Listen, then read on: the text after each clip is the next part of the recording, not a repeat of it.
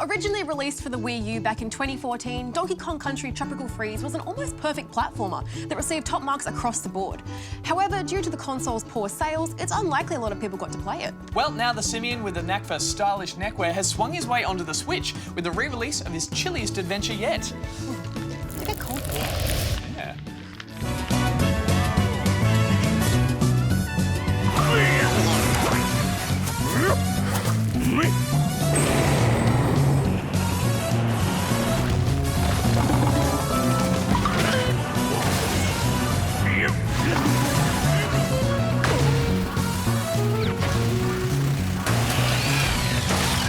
The story begins with DK and the rest of the Kong clan celebrating the big guy's birthday, before rudely being interrupted by a shipload of frosty-looking fiends who put a freeze on the festivities and send the family flying.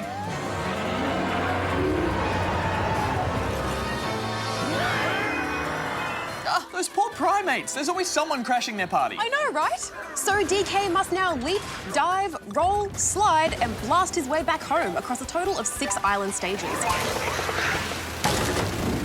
Luckily, he's not alone, with the rest of the gang here to help.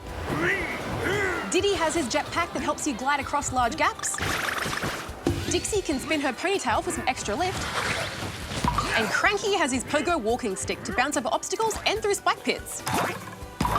Each extra Kong also ups your heart total, so best look after your barrel buddies. Oh, speaking of buddies, the new addition in this Switch version is an extra playable Kong. Funky Kong. You're not a fan. Look, here's the thing, Gem. Funky Kong in this game is essentially just an easy mode with an insane list of extra abilities. He can double jump, roll and spin underwater forever, hold his breath forever. He has 3 extra hearts. He can hover on his surfboard, and he can even use it to stand on spikes without taking damage. It takes almost all of the challenge out of the game. Yeah, he is particularly overpowered, but I think he's there for newcomers to the series who might find it a bit difficult. No, see, that's my point, Gem, is that one of the best things about this game is the difficulty. Everything from the enemy design to the clever layout of the levels is done with a focus on perfecting your platforming skills to make you better at the game. And without that difficulty, the game loses so much of its charm.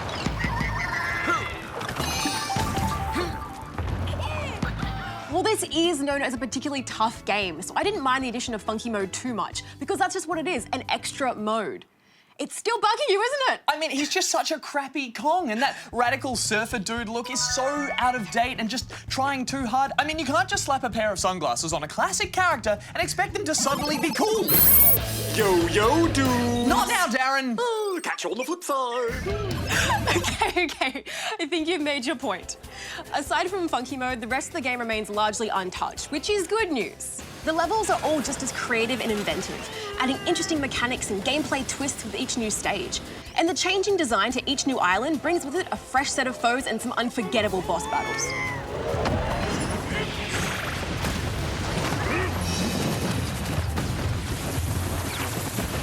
Co-op mode is also available if you want to monkey around with a mate. Plus, you can go back to completed stages to compete in a time attack once you've really mastered that momentum. It is still some of the best level design I've ever played in a platformer. And even after sinking some serious hours into the Wii U version, I was surprised at how fresh this felt to play through again. However, the problem with any good re-release is that lurking feeling that I'd much rather be playing a wholly new game rather than replaying this one. So that's where we differ, because I never played this one, so it was all new to me. And I'm glad to say I had a blast. And we can only hope that Nintendo are planning a new DK adventure, and this is just to keep the fans happy in the meantime.